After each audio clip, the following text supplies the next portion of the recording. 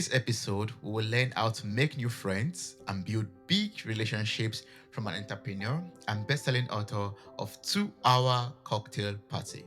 Welcome to the show, Nick. How are you doing? I'm good. I'm excited to talk about parties and networking and all that good stuff with your listeners. Yes, and I'm super excited to be speaking with you. We have no cocktail made ready available for this conversation, but we'll just wing it that way and just have the conversation. What do they drink? Don't they in Germany? Don't they drink Club Mate or Club Mate or what is that thing? Do you know what I'm talking about? I sincerely do not know because I don't drink alcohol and I don't really Yeah. go clubbing Me actually. neither. I So don't I drink mean, alcohol either. Okay, great. How funny is this? Okay, great. yeah. So if you ask me about maybe wine or something like maybe help a little bit, but I don't really drink alcohol. I don't know. I don't have an Nice. idea. But it's actually very good to host parties, and that's why I want to learn so much from you because alcohol, drinking alcohol or not drinking alcohol is good to have community. It's good to build friendship. It's good to build relationship, and it's good to have events that could make that happen basically. And that's why we're speaking with you today.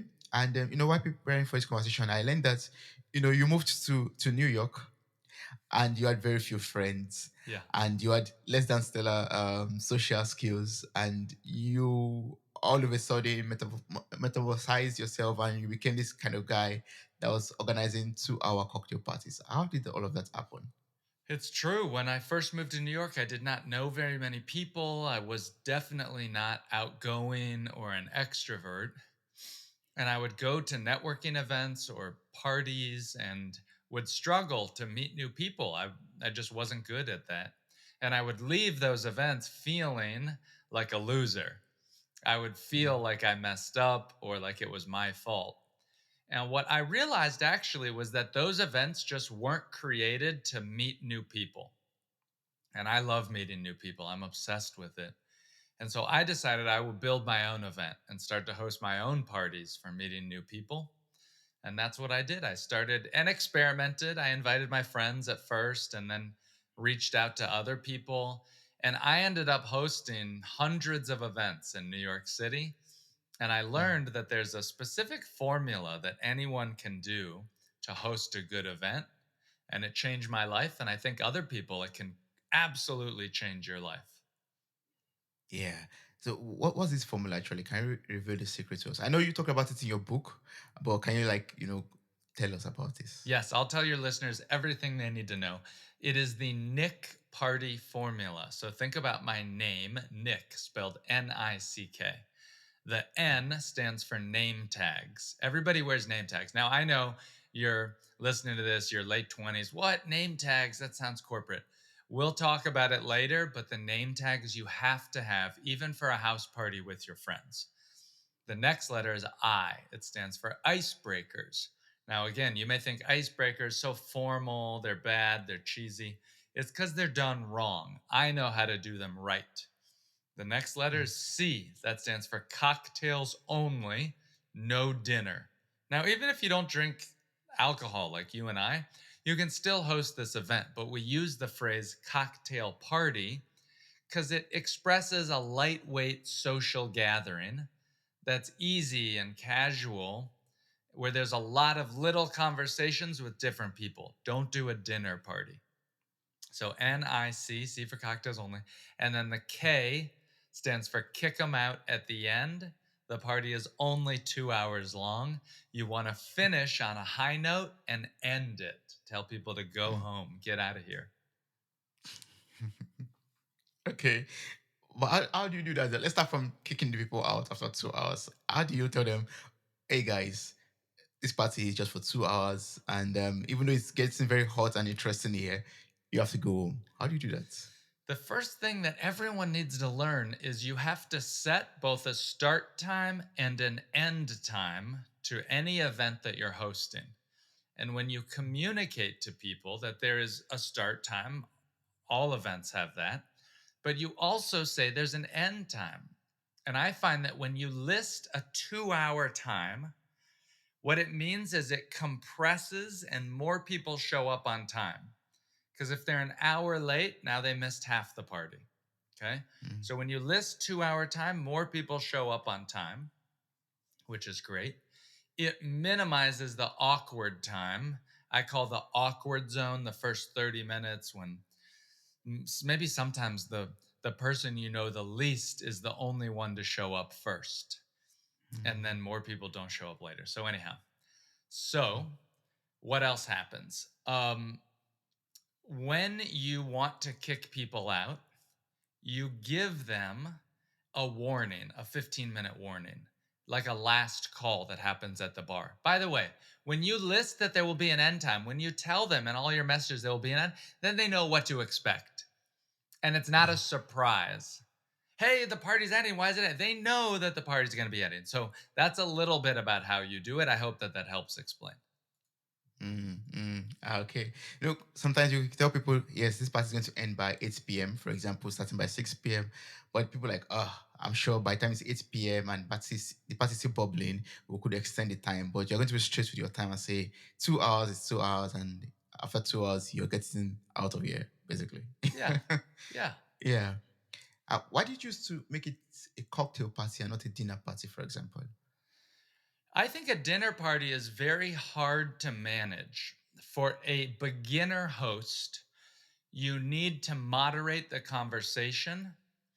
And Mm, for new hosts, it can be difficult because, look, here's the thing, I want to give you a formula that can be so successful that people leave and say, wow, Toby, you're an amazing host. And mm, dinner parties, I found, are too stressful, they're too much work, and it's not enough people. In the same mm, time of a dinner party, I can now host a cocktail party to reach 15 to 20 people. That's the key number, by the way. Dinner party, you generally want to do 6 people or less.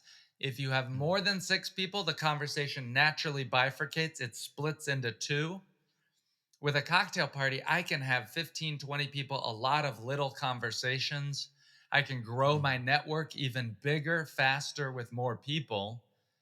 Now, a mm. dinner party is great to have deep conversations, but it's an advanced level. And my suggestion is host a cocktail party first and then pick some people that you could maybe later have a dinner party with. Yeah.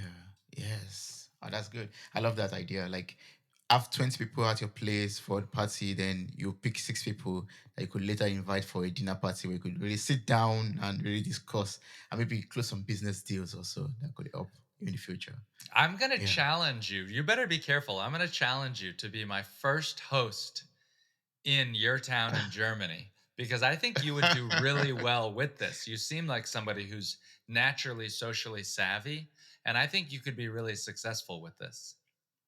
I could give it a try. I mean, I'm also a bit introverted, but I love hanging out with people. I love meeting people also. So this is very interesting for me. And once in a while, I love having my friends around. But those are my friends basically, and that leads me to the eye of the whole formula. There's icebreaker because when I have my friends around, I don't really need icebreakers because we know each other and we just familiarize and we just flow basically. But now I'm inviting 15 people over if I'm taking up that challenge or 20 people over, what are the icebreakers I need to set the things rolling or the ball rolling? I'm so glad that you said that you are an introvert because I wrote this book for introverts and thinking about introverts. And one thing, you tell me if this is true or not, but with introverts, you probably like better going to events when you know what to expect, Yeah, when you exactly. know who might be there, what to talk about, what's going to happen. And I find the same thing. So that's why so much of my book, introverts love this because it's literally a step by step guide, minute by minute of what to do. So, your question was Mm, icebreakers. I'll yes. first start and tell you the reason why we do these icebreakers. The whole purpose of these parties that I want to host and teach you how to host is to help you connect all the different people that you've met and to help you meet new people and bring them into your world. And so we use icebreakers to create conversations amongst all the attendees and give them an excuse to go say hi to somebody new. So the Mm, purpose of the icebreakers really is more like a roll call of who's in the room. Because otherwise, what happens? You go to a party, you go up to every new person you ask, hey, what's your name? What do you do? Nice to meet you. How do you know the host? Things like that. When you do icebreakers, it eliminates that because you've already done that for the whole group. A good icebreaker at the beginning of a party when there's no rapport, it's just like with your podcast host. You probably ask them easy questions at the beginning and harder questions at the end. Same thing at a party. We want to ask an easy question at the beginning.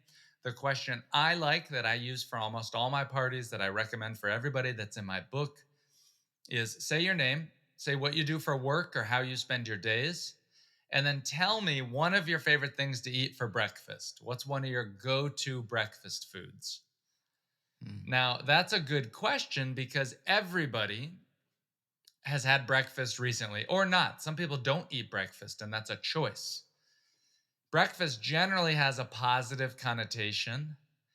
It's easy to think about, it's easy to answer, and there's no judgment based on your answer. It's not like, let me give you a bad example. A bad example would be say your name and say your favorite book or your favorite movie.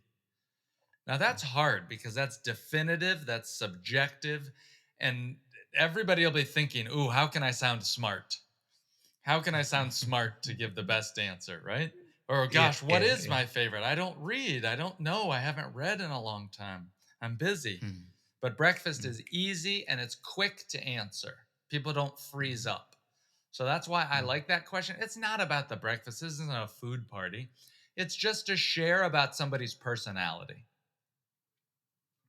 Yeah, just to see what they like to eat in the morning, basically, and something very easy, basically. Yeah, yeah. And then you talked about name tags. Like, why do I have to hand out name tags when I organize my party? Name tags are good, especially for introverts, because it signals that this is not a party of cliques. This is not a party where there's friend groups. Everybody there is there to meet new people and make new friends. And when you have name tags, it makes it easier for people to go up and say hello. Name tags make it so easy to say, look, this is a safe space. Come up and say hello. Introduce yourself. It's also good because I'm bad with names. I forget names. And know that even in a room of 10 people, of only 10 people, there are 100 different interpersonal relationships. 10 people times 10 people, that's 100 different relationships that can happen in that room. And so, because of that, you have to have name tags.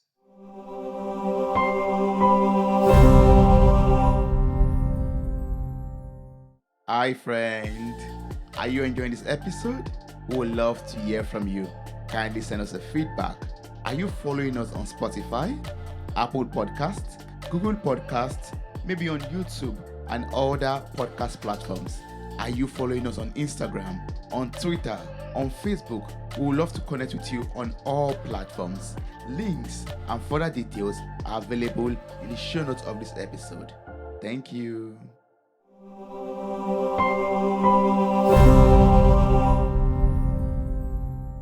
How many parties have you hosted? Oh my God. I've hosted hundreds, more than 500.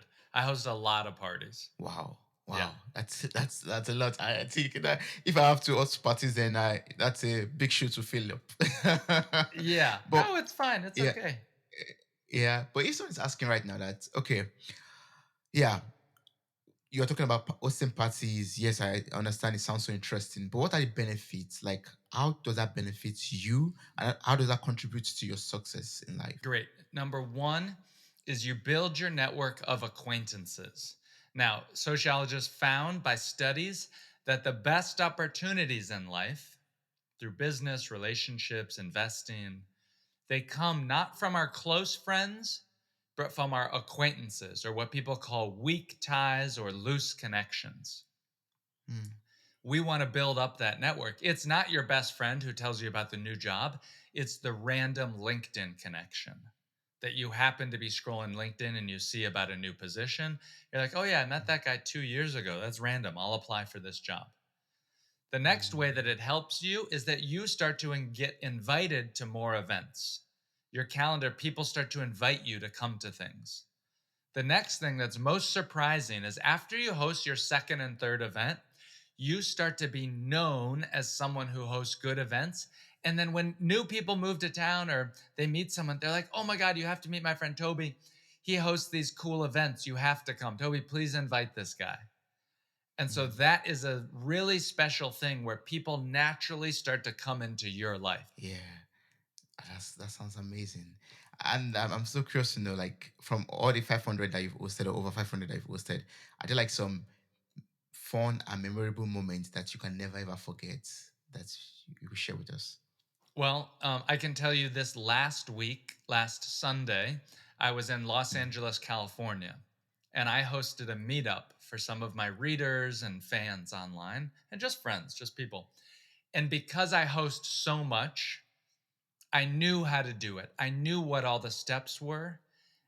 I mm, was able to make it easy to host a meetup when I was traveling. And that was incredible. I have a great photo on my website of all the people from my meetup. 20 people showed up, and I was able to do it very well, and I didn't stress about it. And so being mm, able to meet new people when I travel is such an incredible thing.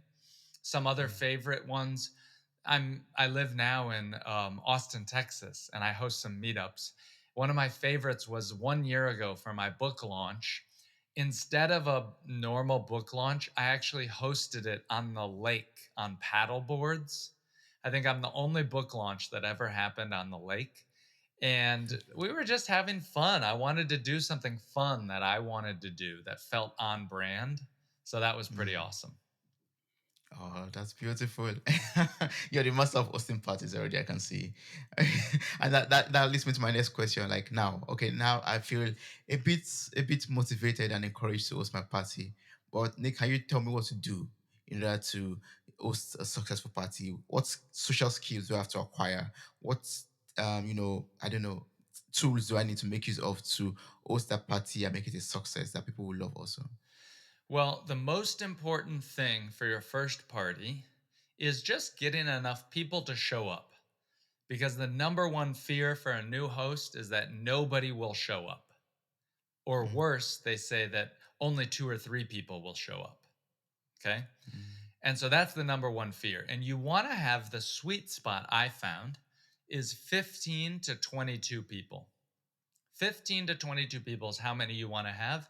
And so the first skill you need to do is you need to pick a date at least 3 weeks in advance so that you have plenty of time to fill up and guarantee that you'll have all those attendees. Much of mm, my book about is just inviting people, how to invite people the right way so that they want to come, and then how to send reminder messages and other things so that they actually show up to the party. mm. Wow, but is that not like a bit strenuous? Like, to keep keep everyone in track basically, and send out reminders, and to organize, maybe arrange the whole venue you're going to make use of, and Hmm. the whole logistics behind it. How do you go about all of that? Well, the first thing is the venue and the decorations don't matter. And neither do Mm, the food. I say I would rather have someone show up to my party and leave.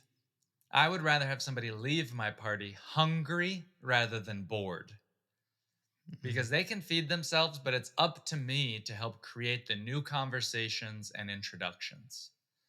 So a mm, lot of the party is actually just spent getting people to arrive, planning some of the icebreakers. And when you give yourself at least 3 weeks to do this work, you have plenty of time. We're talking 10 or 15 minutes a day that you're just sending out invites, things like that.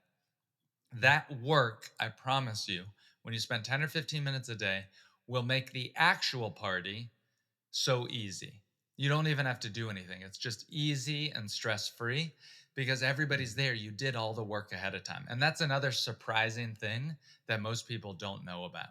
Just proper preparation prevents poor performance. Yeah, yeah, Hey, I like that. What's that from? Yeah, yeah. that's good. Yeah, I mean, I learned it a lot from school and from other podcast guests. Like, proper preparation prevents poor performance. Yeah. Yes, is it four P's or 5 P's or something like that? Yeah, yeah, yeah. Yeah, but now I know that there's some things that I want us to avoid, like some mistakes like some common mistakes that people make while hosting parties or trying to organize parties that we could, avoid, basically. Mm. Okay, here's one. Do not host your party on a socially competitive day of the week or of the year. What's the most Mm, obvious one of that is holidays. Big holidays are very socially competitive. Many other parties, high expectations, people have high hopes and dreams. Don't do it mm, on then, and don't even do it on a Friday or Saturday night. Why? mm, Because other mm, people get invited to things, they're busy, and they're more likely mm, to no show. And mm, remember, the number one goal for your first party is just to fill the room. I promise you that if you can fill the room, then your party will be successful if you follow my formula. So I tell people do not host it on a socially competitive or red level day. Instead, host it on an easy day, like a Monday, Tuesday, or Wednesday night. There's much less going on. People are not as busy and they're more likely to say yes to your party. So that's number one. mm, The second, do not buy too much food. Every time I hear from people, "Oh, I bought way too much food." The reality is that at a good party, when you're talking to a lot of people, you actually talk more than you eat. So you mm, actually talk and mix and mingle, and I hear from a lot of people who buy too much food. The last suggestion I would say is don't spend and waste time creating the perfect playlist for your party. The music okay. you should forget about. It's just some happy background noise. The Mm, more important thing is the people and the conversation. So you can't program the perfect playlist. You don't know how the energy is flowing at your party. I mm, will generally just play like the Beach Boys or the Beatles or just something fun that's happy music in the background just to add a little energy to the room. But the music yeah. doesn't matter. Mm. The music does not matter. Well, do you think the people that we invite to the party also contribute to the success of the party? Imagine inviting, I don't know, five of me or 10 of myself. We're very shy. We don't want to have any conversation. Hmm. And Hmm. we just want to sit at the corner and maybe eat all the food that the host provides and drink all the drinks. Uh, then at the end of the day, the host will be frustrated because we'll just eat all the food and then we'll just go home and relationship is built. I know. I'm not that bad, but I'm just giving an example. That's a good question because you're thinking about the different types of people. Here's what I say: a good party is a diverse party of a Mm, diversity of introverts and extroverts, a diversity of occupation. For example, don't just invite your work friends, invite different peoples, your neighbors, people you meet at the stores, your work friends, your college friends, your school friends, your podcast friends, different people from different backgrounds. That really helps. mm, However, for your first party, you really just want to practice. You want to practice, and whoever you can get is good. I do mm, not suggest that you overthink the first party to perfectly try to curate, because the surprising thing is you never know which of your friends are going to get along. You may think, has this ever happened to you where you hang out with some different, you're like, I cannot believe that they get along. That was really interesting. And that happens all the time. yeah, he does. He does. Yes. So just invite different people from different perspective, different phases of life or something, and then see what happens and just watch the magic take its place. I like that. Watch the magic. We'll just watch the magic. Yeah. Just watch the magic. Yeah. So I would just love to know. I know from our own little experience, I know it's important for us to have friends and important for us to build relationship. But from you as an expert, I just love to know what we could do to make new friends and what we could do to build and most importantly maintain this friendship and relationships that we make at the beginning. Here's what I found that if you want to meet interesting people, you have to Mm, do interesting things. You have to make yourself want to be wanted. Because otherwise, mm, why does somebody want to be your friend? So I tell this to people. They say, "Oh, I just moved to a new town. How do I make friends?" Well, I say, "Well, why does somebody want to be your friend?" "Oh, because mm, I'm a good person." Well, that's not enough. Okay. The reality is that to meet people, you have to do interesting things. And the secret that I found is the fastest way to be interesting is to host good events Mm, because everybody wants to know someone who brings people together. All that it takes is just mm, stepping up and assuming that role. So, mm, this is the key to meet interesting people. You have to do interesting things. An easy way to be interesting is to host events and bring people together. That is a key life skill that completely changed my life. And now, with my book, The 2 Hour Cocktail Party, I'm on a mission to help 500 people host their very first party using my formula. So yeah, that's my thing. I'm yeah. obsessed with trying to get to 500 verified hosts, and I'm trying to Mm. talk to every single one. I love having those phone calls too. Yes, and that's why I would love everyone who is listening to this podcast episode to get a copy of the book, Mm, read it, and find a way and method also. You have the cocktail method in the book also, where you explain in much more detail about how to go about this. And I just encourage everyone out there to get the copy of the book. I'll place the link to your website in the show notes of this episode, so people could just click on the link or copy the link and read more about yourself, find out how to get the book, and then get the book too. But in case there are people out there who still have questions to ask you, or still wants to make some inquiries that we could not even cover during this conversation, what's the best way to connect with you and work with you? I'm so glad you mentioned that because I'm going to list in the show notes about how to host a networking event or how you can Mm, host a housewarming party or mm, even how you could plan a book swap because introverts love to do a book swap. And so I'll yeah. list that in the show notes. And then if you have any questions, if you want to host a party like this, please reach out to me. My name is Nick Gray. I'm online at Nick Gray News, News, nickgraynews.com. And I'm on all social media at Nick Gray News. So I'm active on Twitter and Instagram and TikTok and YouTube. Check me out there. Awesome. Thank you so much, Nick, for this wonderful conversation. I really appreciate, you telling us the importance of hosting parties, not just for enjoyment, but also for networking, for building relationships, for making new friends, and for becoming the most important or most interesting person in the room, basically. And that way, we could also, build up our entrepreneurial journey, become successful in our businesses or in our career also. We didn't go into much details of all of that, but once one picks up a book and read that, then one could be able to understand even much more that we talked about in this conversation. I really appreciate this, Nick. Thank you so much. Thanks for having me. More parties. Wow, you made it to the very end of this episode. Thank you so much for listening. I'm grateful for your time, your love, and your contributions. Subscribe, like, review, and share this podcast. God bless you. Bye. Bye.